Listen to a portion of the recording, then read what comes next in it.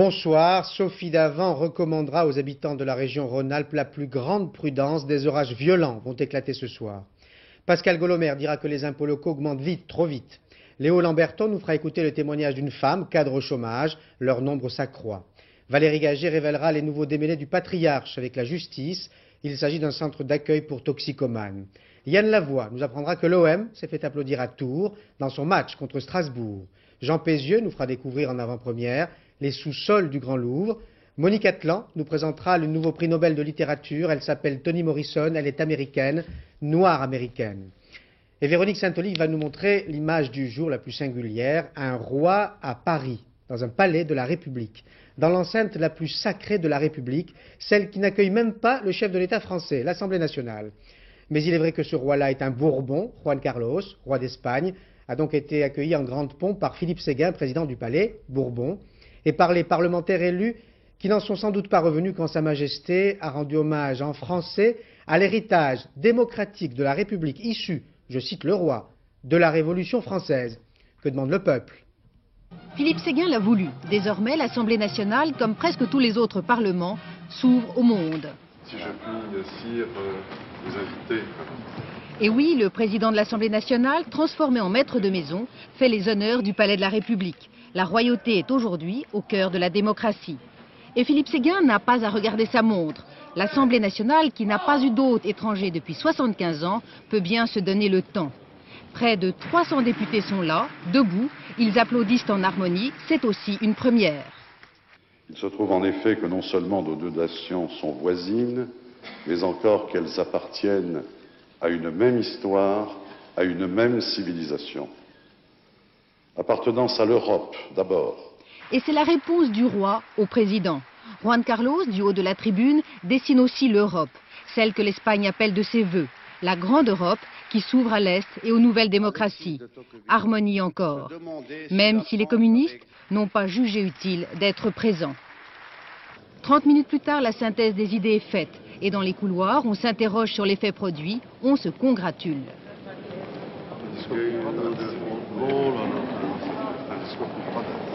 Un discours, mais aussi une journée qui feront date, puisque l'Assemblée s'est donné un lustre nouveau. Philippe Séguin n'a pas laissé passer cette occasion, elle était royale. Il n'y a donc pas eu d'accroc entre la monarchie et la République, mais il est vrai que cette dernière, en mal d'exotisme, s'était mise en quatre pour accueillir leur majesté, Bruno Roger Petit. L'étiquette est inflexible, la brosse à reluire est de rigueur avant d'asseoir un royal séant dans un fauteuil républicain. Midi, l'hémicycle est lustré, bichonné, lifté, l'Assemblée nationale découvre les exigences du protocole monarchique. Chaque détail a son importance, jusqu'à la place même des fauteuils royaux. Voilà, comme ça. 14h30, les privilégiés munis du précieux carton d'invitation font la queue devant le palais Bourbon. Un roi à l'Assemblée, ça plaît au bon peuple. Moi, je pense que c'était une très bonne idée parce que moi, je suis espagnole. Alors, je suis très contente et très fière du roi d'Espagne. Alors, je pense que c'est très bien. L'idée d'inviter Juan Carlos, c'est une excellente idée. Personne n'a mieux servi la démocratie que lui. C'est une première, mais c'est une première historique. 17h, réception à l'hôtel de Lassay. Après les discours, les petits fours. Philippe Séguin, sympa, fait les présentations. Échange de politesse, sourire. Le président est content, le roi est content. D'autant plus qu'il jouit même d'un privilège dont ne jouit pas le président de la République française. Ça, c'est une autre histoire, on verra plus tard. Et puis, je me garderai bien de trancher tout seul. La seule chose que je voudrais dire, c'est que c'est vraiment pour des raisons tout à fait conjoncturelles, des raisons d'humeur, entre Adolphe Thiers, qui s'en souvient, et la majorité de l'époque, avant même les débuts de la Troisième République, que cette tradition a été fondée. Après Juan Carlos, pourquoi pas François Mitterrand? Pour l'instant, ce n'est pas possible, mais il arrive à Philippe Séguin d'y songer. En tout cas, ce serait une grande première, disons, depuis Napoléon III. Revenons à notre cas de roturier, par exemple à l'augmentation des impôts locaux, trop forte augmentation, évoquée aujourd'hui par le congrès de l'Association des présidents de conseils généraux à Toulon. Édouard Balladur, présent dans le Var, leur a promis de réexaminer les ponctions de l'État sur les collectivités locales dans le budget 94. Cela soulagera sans doute de nombreux départements, donc de nombreux contribuables. Pascal Golomer et Pascal Pueyo ont choisi l'Essonne. Ce n'est jamais un moment agréable, ça l'est encore moins cette année. En découvrant sa taxe d'habitation version 93, Daniel Goudfard n'a pas vraiment sauté de joie, l'addition est très salée. Ah ben je veux. Oui, j'ai découvert une augmentation significative. En effet, 3% de plus pour la commune, 27,91% pour le département, 16%, plus de 16% pour la région. J'ai 1000 francs de plus. La situation n'était pas tout à fait la même, hein, mais 1000 francs de plus par rapport à l'année dernière. Plus 28% pour l'Essonne, c'est l'une des plus fortes hausses parmi les départements français. Logique, explique le Conseil général, les autres recettes ont baissé, les droits de mutation notamment, conséquence de la crise de l'immobilier. Le produit de la vignette lui aussi est moindre. Et puis l'État ne donne pas suffisamment d'argent par rapport aux nouvelles charges du département. En matière scolaire, puisqu'il finance les collèges, en matière sociale aussi. Un refrain repris d'ailleurs en chœur par la plupart des présidents de conseils généraux. Le chiffre des RMistes, par exemple, qui est passé de 5 000 à 12 000 en un an, et qui sont entièrement à la charge du Conseil général. Non seulement pour l'indemnité qu'ils touchent, mais également pour les soins médicaux, enfin pour tout ce qui constitue les éléments de la vie sociale. Des collectivités locales qui revendiquent auprès de l'État davantage de ressources. Le gouvernement a fait un pas dans cette direction aujourd'hui, mais les contribuables doivent sans doute s'attendre à d'autres augmentations importantes l'an prochain. Si vous voulez en savoir plus sur les collectivités locales, termes trop technocratiques sur la vie dans vos communes, dans vos villes, n'hésitez pas à lire l'ouvrage de Jean-Michel Gaillard et Catherine Rambert qui vous présente les hommes et les femmes de la décennie 2000, les maires, les élus les plus proches de leurs concitoyens, la fête des maires, c'est son titre, publié aux éditions Lattès. Ouverture du congrès de la CGC à Issy-les-Moulineaux dans les Hauts-de-Seine. À l'ordre du jour, le changement de président Paul Markelly prévu pour demain. À l'ordre de l'année, si j'ose dire, des années actuelles, le problème du chômage des cadres, un problème angoissant. Le nombre de demandeurs d'emploi ne cesse d'augmenter et cette perte d'emploi des cadres s'accompagne parfois d'une perte d'identité. Léo Lamberton nous fait écouter le témoignage d'une femme de 44 ans. Eh bien, un beau jour, alors que je revenais depuis 3 mois de mon congé de maternité, c'est-à-dire après la naissance de mon 4e enfant, gonflé à bloc, vous imaginez bien, parce que j'avais hâte de reprendre mes activités professionnelles. Et puis cette fois-ci, les enfants s'étaient terminés. Nous étions au complet, puisqu'il y en avait 4. Un beau jour, on m'apprend, enfin, mon supérieur hiérarchique m'apprend qu'il y a un licenciement économique collectif et que je suis dans le lot. Je suis sélectionnée pour être un des 40. Oui. Et là, la foudre me tombe dessus.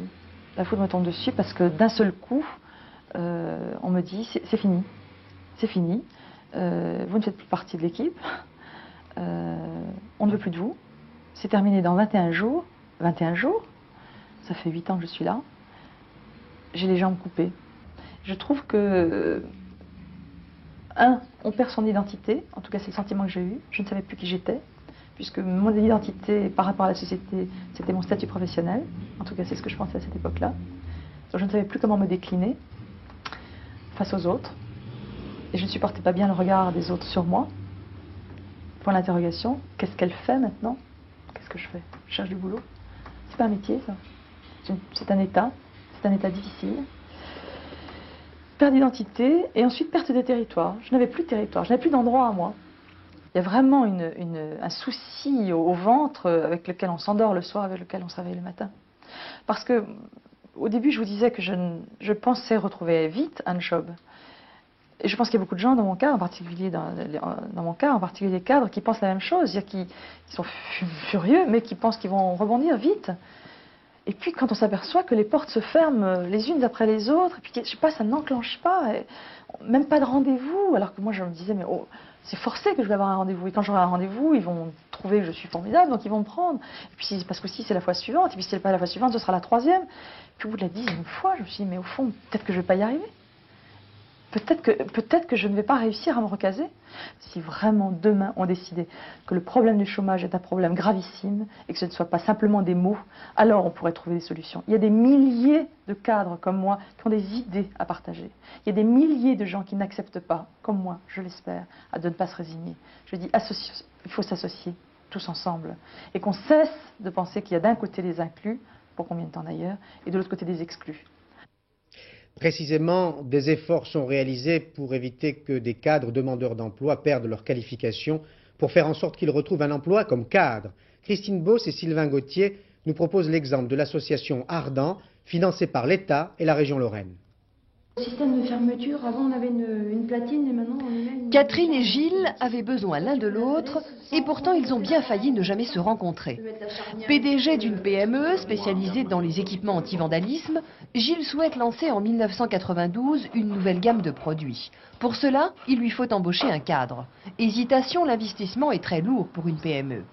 Catherine, ingénieure en cybernétique pendant 10 ans chez Thomson, se retrouve au chômage et rêve d'une entreprise à taille humaine.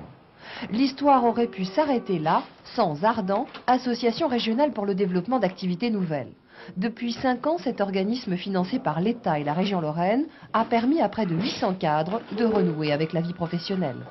Ce n'est pas uniquement une réinsertion de cadres, ce n'est pas uniquement une aide à l'entreprise pour se développer, c'est les deux en même temps. C'est ce qui fait l'originalité et l'intérêt. C'est qu'il y a une démarche économique par rapport à l'entreprise et il y a une démarche de réinsertion sociale par rapport au cadre qui, depuis un certain temps, est out du système du travail.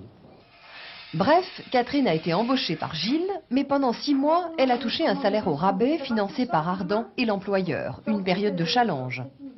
Pendant 6 mois, ce n'est pas simplement une période d'essai comme lors d'une embauche normale, mais c'est pendant 6 mois, il faut montrer de quoi on est capable et j'ai envie de dire se dépasser en plus. Il faut se dépasser pour prouver qu'on peut aller beaucoup plus loin que ces 6 mois.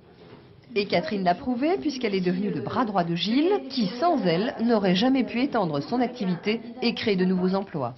Il est certain que son dispositif Ardent, je ne peux pas garantir que ce poste aurait été pourvu et que le développement correspondant aurait été réalisé.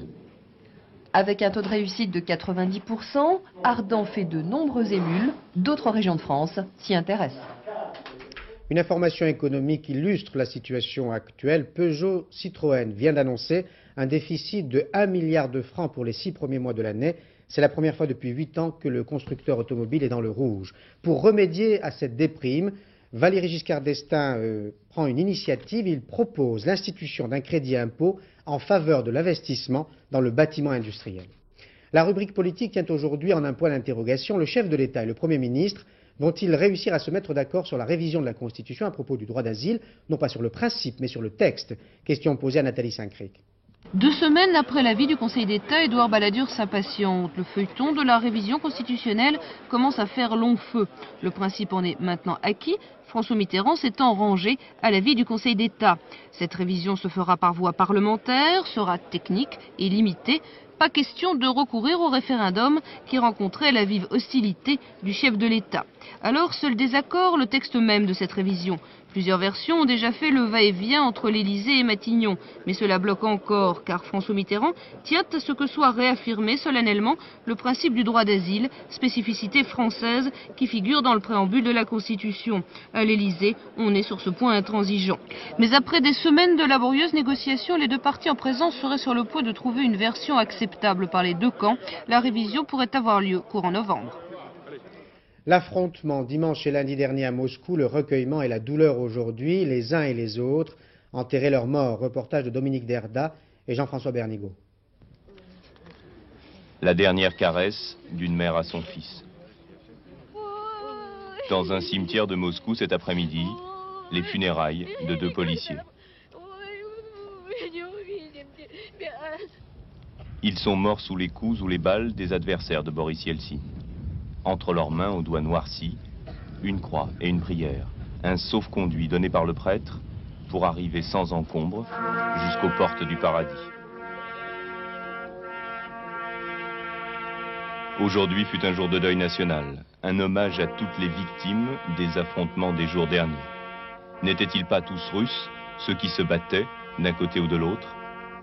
187 morts recensés officiellement jusqu'ici et près de 500 blessés.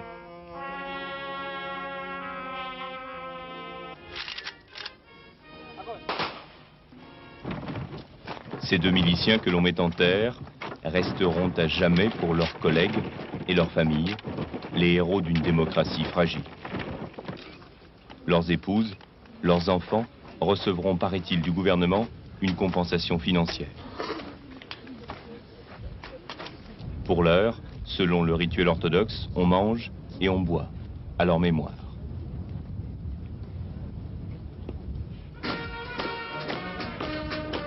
Unis aujourd'hui dans la peine, les Russes ont sans doute essayé d'oublier ce qui les sépare.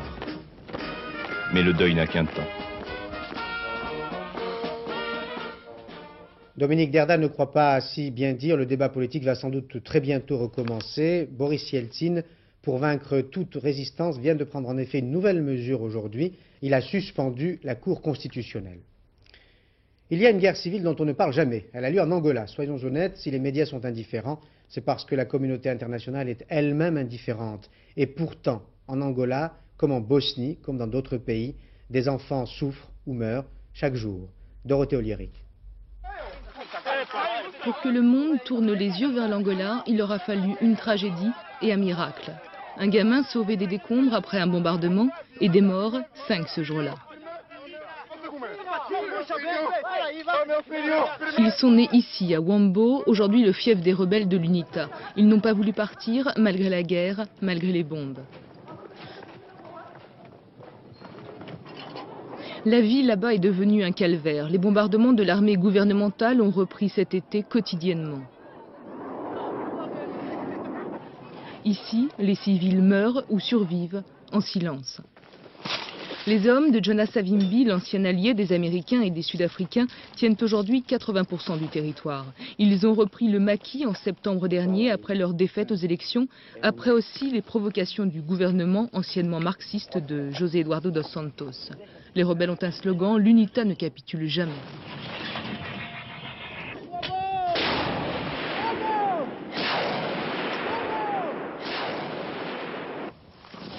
L'UNITA ne capitule pas et pourtant les rebelles semblent aujourd'hui lassés de cette guerre, lassés d'être mis au banc des nations, lassés de voir le pays qui se meurt. Aujourd'hui, à Luanda, la capitale angolaise, dans un monde de misère, un espoir est né. Savimbi a fini par accepter le résultat des élections et les accords de paix et il pourrait rencontrer Dos Santos. On se prend à rêver, mais à rêver seulement. La situation s'améliore en Afrique du Sud. L'ONU y est sensible. Elle mettra fin demain aux sanctions économiques imposées à Pretoria au temps de l'apartheid. Le patriarche a de nouveau démêlé avec la justice. Il s'agit d'une association qui accueille des toxicomanes. Elle hébergeait un délinquant que la police recherchait et qu'elle a finalement arrêté. Ce n'est pas la première fois que le patriarche fait l'objet de controverses. Ses détracteurs lui reprochent un mode de fonctionnement marginal. L'enquête de Valérie Gaget et Pierre-Laurent Constant. Éric Galliano, l'homme par qui les problèmes sont arrivés, le voilà. Filmé par hasard par une équipe de France 3, le jour de son admission dans un centre du Patriarche près de Colmar. Toxicomane délinquant, il était alors recherché pour 17 braquages de pharmacies et de banques. Curieusement, il avait pourtant accepté d'être interviewé. Et qu'est-ce que vous attendez concrètement de ce centre? De changer. Galliano a été arrêté en juin dernier dans un autre centre de l'association. Mais pendant 2 mois, selon le juge marseillais qui instruit son dossier, certains membres du patriarche l'ont sciemment aidé à se cacher. Des écoutes téléphoniques en feraient foi. Pour le patriarche qui a déjà organisé 2 manifestations de protestation, ces accusations sont infondées. Argument. Le fait est qu'en effet, notre porte était ouverte, on accueille tout le monde, je vous l'ai dit. Toxicomane, problème de justice, pas problème de justice, sida, pas sida. Et voilà, il est venu frapper à notre porte, on lui a ouvert. C'est tout. Ensuite, on nous reproche de l'avoir caché, c'est faux. Il était sur les listes de présence, et ça, on peut le prouver. Et d'ailleurs, on l'a prouvé. En plus, il a été filmé par FR3 Colmar, comme quoi, vous voyez. On peut se demander si le patriarche n'est pas aujourd'hui victime de l'un de ses principes, le refus de l'anonymat. Chaque toxicomane est ici enregistré sous son nom, alors que dans les autres centres de cure français agréés par l'État, l'accueil est anonyme. Dans le cadre de cette affaire, 4 responsables de l'association fondée par Lucien Engelmayer en 1972 ont déjà été mis en examen pour recel de malfaiteurs. Conséquence, depuis une semaine, le Bureau national du patriarche est en panne. L'association a décidé d'interrompre provisoirement l'admission de nouveaux toxicomanes dans les 35 centres d'hébergement qu'elle compte en France. Alors Dominique Verdeillan, essayons de comprendre. La police le considère comme un malfaiteur, le patriarche comme un malade. Et on a le sentiment que la frontière est floue entre le secret médical et la dénonciation de malfaiteurs. Alors justement, dans le cas présent, est-ce du secret professionnel, est-ce un appel à la délation ou de la non-dénonciation? Eh bien, la réponse est dans le casier judiciaire de l'individu recherché. Eric avait été condamné à 4 ans de prison pour avoir commis 23 braquages. Depuis sa sortie, il était recherché pour 17 vols à main armée, des faits passibles de la cour d'assises. Et c'est là toute la différence entre le délit et le crime. héberger un petit délinquant n'est pas condamnable. En revanche, donner asile, en toute connaissance de cause, à un malfaiteur peut vous valoir entre 1 mois et 3 ans de prison et 360 francs à 20 000 francs d'amende. Le patriarche s'est piégé lui-même en demandant à ses pensionnaires de remplir une fiche d'identité. Or, Eric n'avait pas caché ses antécédents judiciaires. Voilà aussi pourquoi un gangster blessé refuse toujours de se faire soigner à l'hôpital. Merci Dominique. État d'alerte maximum dans la région Rhône-Alpes. La préfecture a mis en place une cellule de crise et recommande aux habitants la plus grande prudence. Des orages vont éclater dans une région déjà inondée. Caroline Laudrin. La crue du Rhône ce matin offrait à Lyon un drôle de spectacle. Une barge dont les amarres s'étaient rompues était venue s'encastrer durant la nuit sous le pont Wilson. Il pleut depuis plusieurs jours sur le nord de la région Rhône-Alpes, la Drôme et l'Ardèche. Les sols sont détrempés et les rivières en crue. Si les précipitations se poursuivent cette nuit encore, les cotes d'alerte seront atteintes. Des postes de commandement ont été mis en place sur toutes les zones à risque. Tout est prêt pour venir en aide à la population. Dans le Rhône, la préfecture conseille même d'éviter de circuler en voiture et de mettre à l'abri les appareils électriques pour les maisons susceptibles d'être inondées. Pour Météo France, rien d'étonnant à ce qu'il pleuve en début d'automne. En revanche, la répétition des intempéries est, paraît-il, exceptionnelle. Une éclaircie dans le long calvaire que traverse l'OM en ce moment. L'équipe de Bernard Tapie, contrainte de se déplacer à Tours pour un match contre Strasbourg, a été soutenue tout au long du match par les tranquilles Tourangeaux et ce n'étaient pas des Marseillais déguisés. Reportage de Yann Lavoie et Roger Mathurin. À Tours, on avait perdu l'habitude d'accueillir la grande foule aux portes du stade de la Vallée du Cher. Alors, on avait dépêché sur les lieux 300 gendarmes et CRS. Ils étaient aussi nombreux que les ultra-marseillais, venus spécialement en car pour recréer l'ambiance du stade Vélodrome. Mais la surprise est venue du public tourangeau. Malgré le prix des places élevé, 200 francs en moyenne, il est venu en masse, écharpe bleue et blanche autour du cou, supporter l'OM et son président. A l'inverse, les Strasbourgeois ont eu un accueil plutôt houleux. Marseille est champion de France, Marseille a joué la Coupe d'Europe, donc c'est normal que ce public-là encourage cette équipe qui lui a donné beaucoup de bonheur pendant des années. Les Marseillais suspendus de terrain ont trouvé à 700 km de leur base un petit vélodrome. Les chants des ultras parqués dans un coin du stade ont trouvé rapidement écho auprès des 13 000 Tourangeaux. Et tout autant que la victoire, Bernard Tapie a sûrement dû apprécier ce succès populaire. Et c'est Jean-Louis Levrault qui s'est chargé de le faire savoir. Quand on a un public comme on a à Marseille, comme on a en France, parce que depuis 2 jours que nous sommes à Tours, on s'aperçoit de la chaleur humaine que représente l'Olympique de Marseille pour tous les jeunes, pour tous les gens qui aiment le football, eh bien on va se battre. Les stars de l'OM sont sûrement rassurées, elles font encore rêver ailleurs qu'à Marseille. Le prix Nobel de littérature 93 s'appelle Toni Morrison. C'est une romancière noire américaine. Cette précision a un sens. C'est parce qu'elle est noire américaine et parce qu'elle écrit fort bien sur les noirs de son pays qu'elle a été élue par l'Académie suédoise. Monique Atlan. Har vi beslutat att årets Nobelpris i litteratur går till den amerikanska författarinnan Toni Morrison. Toni Morrison, c'est elle. Écrivain, femme, noire, qui toute sa vie a choisi l'écriture pour exister face au monde, pour raconter à sa façon l'histoire occultée de son peuple, un chemin que la littérature américaine avait peu souvent emprunté jusqu'à aujourd'hui. Je n'ai jamais trouvé beaucoup de choses sur la question dans les bibliothèques. Je me suis souvent sentie très seule comme romancière. À travers chacun de ses livres, la romancière n'a qu'un but. Elle dit « J'écris pour créer de la vie à partir de ce qui m'entoure, qui n'est que chaos, misère, mort. » En fait, des livres comme de la musique noire. Écoutez cette musique particulière de Toni Morrison. La vague des Noirs fuyant la misère et la violence avait culminé dans les années 70. Mais c'était encore un flot régulier quand Joe et Violette s'y étaient joints. Comme les autres, ils venaient de la campagne. Mais qu'ils oublient vite les gens de la campagne. Quand ils tombent amoureux d'une ville, c'est pour toujours et c'est comme depuis toujours.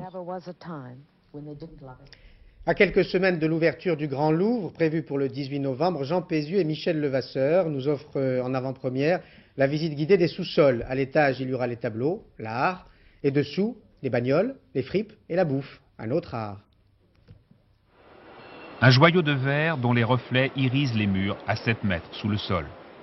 C'est la réplique, la tête en bas de la grande pyramide du Louvre, la pyramide inversée, symbole de la ville souterraine. Au bout d'une des galeries, cet escalier conduit à la Cité de la Mode, due à l'architecte Grandval. Les présentations de haute couture auront lieu dès le printemps prochain dans 4 salles comme celle-ci. Les mannequins défileront sur ces parquets de chêne, des parquets découpés en podium montés sur vérin, un système modulaire qui permet de créer des gradins avec plus ou moins de places assises selon les manifestations. On accède à ce haut lieu du luxe par un haut lieu historique, le fossé construit sous Charles V, immense cathédrale de pierre, 200 mètres de long, intégrée au souterrain du Carrousel. Aux pierres, vieilles de 8 siècles, répondent les pierres de Bourgogne contemporaines et le béton blanc des plafonds, les matériaux déjà mis en œuvre par les architectes Pey et Macquarie sous la Grande Pyramide. Le graphisme, lui aussi, est marqué du style du nouveau musée. L'autre galerie desservira 3 restaurants et 60 boutiques de cadeaux haut de gamme. Le prix de location, 40% moins élevé qu'aux Champs-Élysées, mais 2 fois plus cher qu'aux Halles. Cet endroit est quand même un endroit prestigieux et qui fait que c'est un peu une vitrine qu'on accepte de payer plus cher parce que ça nous permettra d'être mieux connus et d'avoir un petit bout de ce prestige qui est attaché au musée du Louvre. Une vaste gare routière capable d'accueillir 80 cars et 800 voitures constitue le 3e pôle du Carrousel souterrain. De là, accès direct aux espaces mode et loisirs ainsi qu'au musée du Louvre. La prochaine étape sera l'achèvement de l'aile Richelieu. Rendez-vous les 20 et 21 novembre pour le bicentenaire du musée du Louvre. Et avant le 20 novembre, avant le Grand Louvre, la FIAC, la Foire internationale d'art contemporain, Georges Bégou et Pascal Pueyo, à la recherche de nouveaux talents, nous présentent le jeune peintre franc-comtois Charles Bell. Quelle impression ça fait d'accrocher au Grand Palais? Pour l'instant, ce ne sont que des travaux manuels. Alors pour l'instant, je suis encore dans tout ce brouhaha des transports et tout ça, et je vais bientôt subir les assauts de l'émotion d'être confronté à tout ce qui est public et critique, on verra.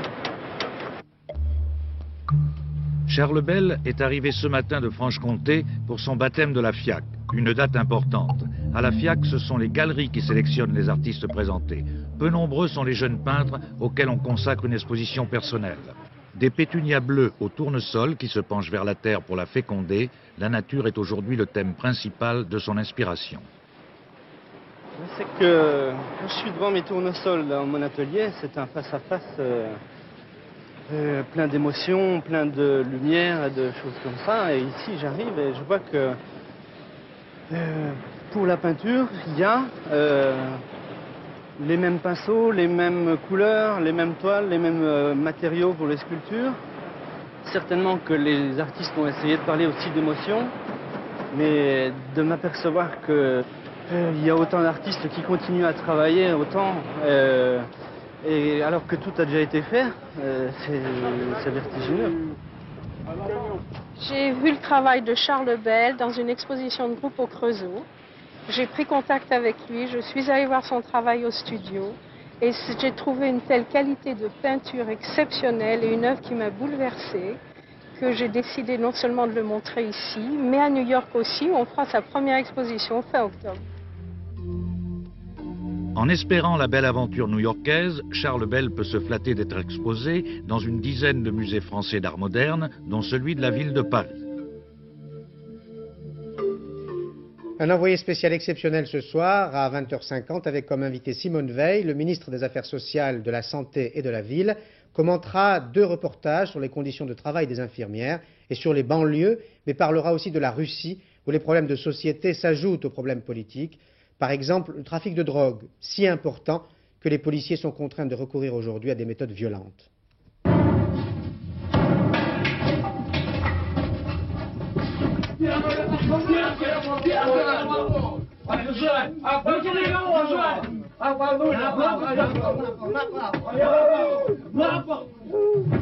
Comme toujours, on ne s'embarrasse pas de formalités. Sans mandat de perquisition, on se contente de fracasser la porte.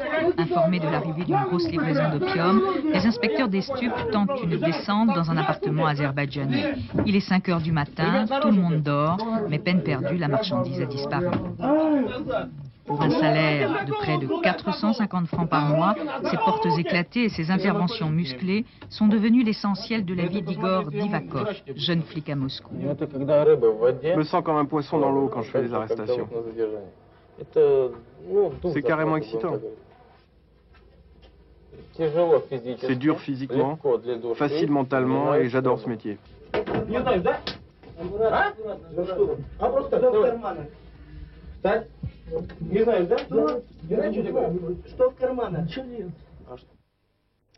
À 20h50, le magazine de Paul Naon et de Bernard Benjamin. À 23h, Yves Lecoq vous fera rire. À minuit, Philippe Lefebvre vous informera. Demain matin, à 7h50, Gérard Leclerc recevra Franz-Olivier Gisbert, qui dirige la rédaction du Figaro et qui a écrit La fin d'une époque. Enfin, dans quelques instants, écoutez bien Sophie Davant. Les prévisions météo pour demain sont très importantes, surtout si vous habitez la région Rhône-Alpes. Il y aura des orages très violents ce soir, cette nuit et demain. Bonne soirée sur France 2, à demain 20h. Bonsoir.